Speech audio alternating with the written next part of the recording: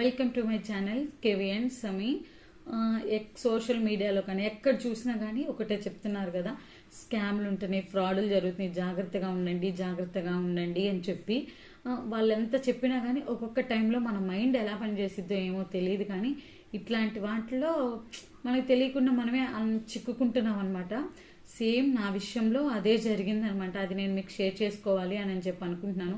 డెఫినెట్గా ఈ video end వరకు కూడా చూడండి, మీకు కూడా ఎంతో కొంత యూజ్ అవుతుందని నేను అనుకుంటున్నాను.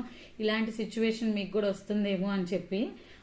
ఏంటి అని అంటే, నేను ఫ్లిప్కార్ట్లో నేను బుక్ చేయకుండానే నాకు ఆర్డర్ వచ్చేసింది. నేను ఇక్కడ మా అమ్మ వాళ్ళ ఇంటి దగ్గర ఉన్నప్పుడు నా పేరు మీద అడ్రస్ కూడా చక్కగా చాలా డీటెయిల్డ్గా వచ్చింది అనమాట. ఫోన్ నెంబర్ అయితే నాది లేదు, దాంట్లో వేరే వాళ్ళ ఫోన్ నెంబర్ ఉంది.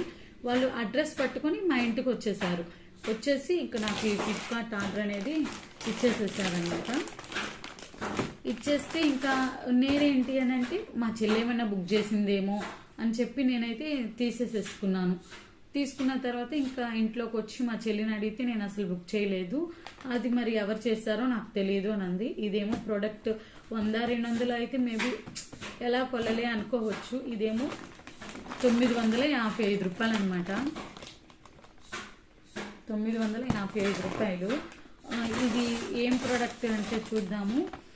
Stainless steel spices nights coffee grinder అంట. మరి దీంట్లో ఆ ప్రోడక్ట్ ఉందో లేదో అయితే తెలీదు. ఇంకా డబ్బులు కట్టి అయితే తీసుకున్నాను. ఇంకా సర్లే మాది కాదులే అన్నారులే అని చెప్పి ఇంకా నేను వెంటనే వాళ్ళకి కాల్ చేశాను. వాళ్ళకి కాల్ చేసి, అన్నా ఇది మాది కాదు, నేను తెలియ తీసుకున్నాను అన్నానంటే, ఇంకా ఇచ్చేసిన తర్వాత మాది బాధ్యత లేదు, మీరు ముందే చూసుకోవాలి అని చెప్పాను అన్నారు. ఇంకా సర్లే అని చెప్పి దీని మీద ఒక నెంబర్ ఉంది, దీని మీద నెంబర్కి ఫోన్ చేస్తే మేబీ మాట్లాడొచ్చేమో అని చెప్పి అనుకుంటే వాళ్ళేమో ఆప్షన్స్ చెప్తున్నారు, 1 ప్రెస్ చేయండి, 2 ప్రెస్ చేయండి అని చెప్పి. ఇంకా నేను దీంట్లో ఇరుక్కున్నానని అనిపించింది. ఎలా చేశారు ఏంటనేది నాకు అర్థం కాలేదు. దీనికోసం నేను ఎంత ట్రై చేసినా కానీ నా మనీ బ్యాక్ రావట్లేదు. ఇంకా ఎవరు తీసుకోవడానికి కూడా వాళ్ళకి ఇష్టపడట్లేదు. సర్లే మనీ ఇక్కడ వరకు అయితే అయిపోయింది కదా, మనీ కట్టి ఇది తీసుకున్నాను. మళ్ళీ నెక్స్ట్ డేనే అదే నా పేరుతో ఇంకోటి వచ్చింది.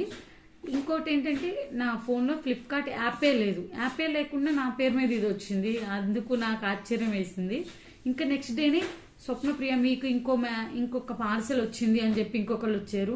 అమ్మ మీకు నమస్కారం, ఒకసారి నేను ఇలా ఫ్రాడ్ అయ్యాను, అంటే ఇలా నేను మోసపోయాను, మళ్ళీ ఇంకోటి తీసుకొచ్చి నాకు ఇస్తున్నారా అంటే, లేదు మీరు తీసుకొని రిటర్న్ చేయండి, మీరు యూట్యూబ్లో కానీ ఫేస్బుక్లో కానీ చూసేటప్పుడు ప్రెస్ అయ్యి ఇలా వస్తున్నాయి అని చెప్పి వాళ్ళు ఎలాగైనా సరే మనకు అంటగట్టాలని చెప్పి చూస్తున్నారు.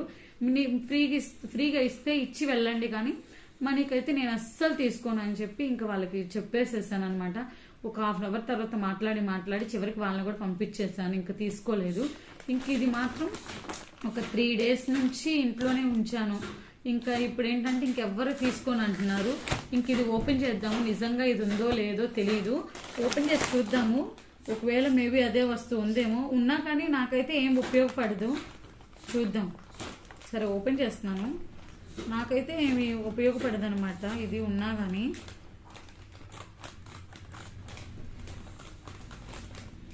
చూద్దాము ఏముందో. కనిపిస్తుందా?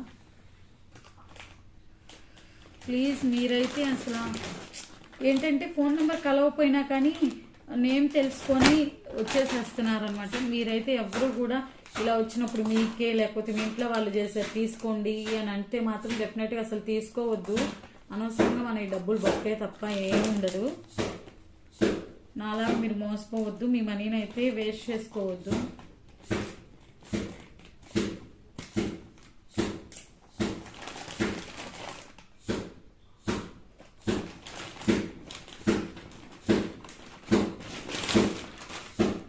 ఇదిగోండి, కనిపిస్తుందా? ఇది దీంట్లో వస్తువు ఉందో లేదో చూద్దాము.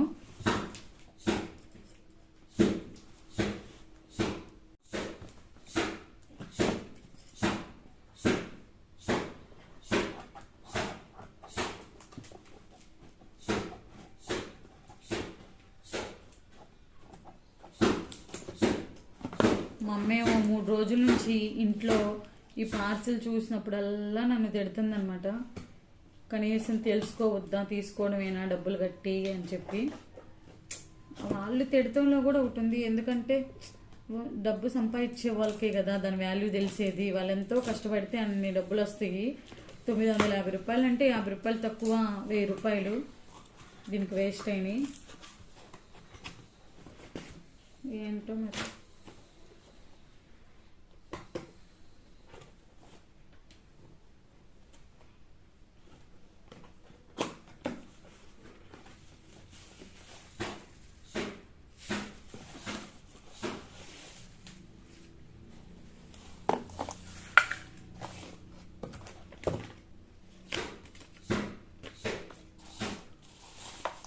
సంతోషపడాల్సిన విషయం ఏంటి అని అంటే దీంట్లో ఏ రాళ్ళో లేకపోతే ఏ పిచ్చియో పెట్టి పంపించకుండా వస్తువు పెట్టి పంపించారు.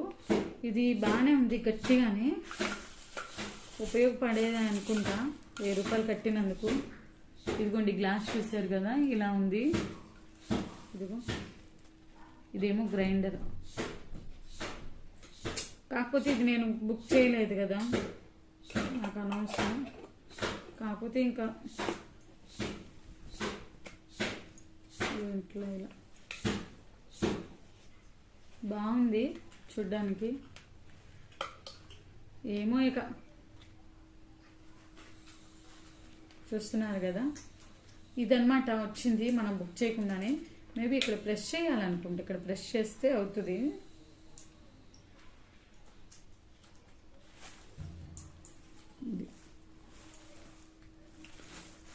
కానీ ఫైనల్లీ ప్రోడక్ట్ ఏదో ఒకటి వచ్చింది. అంటే ఇది మనకి ఇప్పుడు అంత అవసరం లేదు కదా దీన్ని అని చెప్పి ఇంకేం చేస్తాం, వచ్చింది. రిటర్న్ తీసుకోవట్లేదు. రిటర్న్ తీసుకుంటాం అంటున్నారు కానీ మీరు కస్టమర్ కేర్కి కాల్ చేసి మీరు కనుక్కోండి అంటున్నారు. ఇంకా డబ్బులు పోయి వస్తువు పోయి ఎందుకని చెప్పి ఇది ఇంట్లో ఉంచాను అనమాట. ఇంకా ఓపెన్ చేస్తే ఇది ఉంది. ప్లీజ్ మీరైతే ఎక్కువగా ఆన్లైన్లో ఏ ఒకటి బుక్ చేస్తూ ఉంటారు కదా, మన అడ్రస్ల ద్వారా ఇలా ఏ ఒకటి వస్తూ ఉంటాయి. మీరైతే మనీ కట్టి తీసుకోకండి. ఇంట్లో వాళ్ళకు కూడా కొంచెం చెప్పండి, మీరు జాగ్రత్తగా ఉండండి. డబ్బులు ఊరికే రావు కదా, గుండె అంకుల్ చెప్పినట్టు.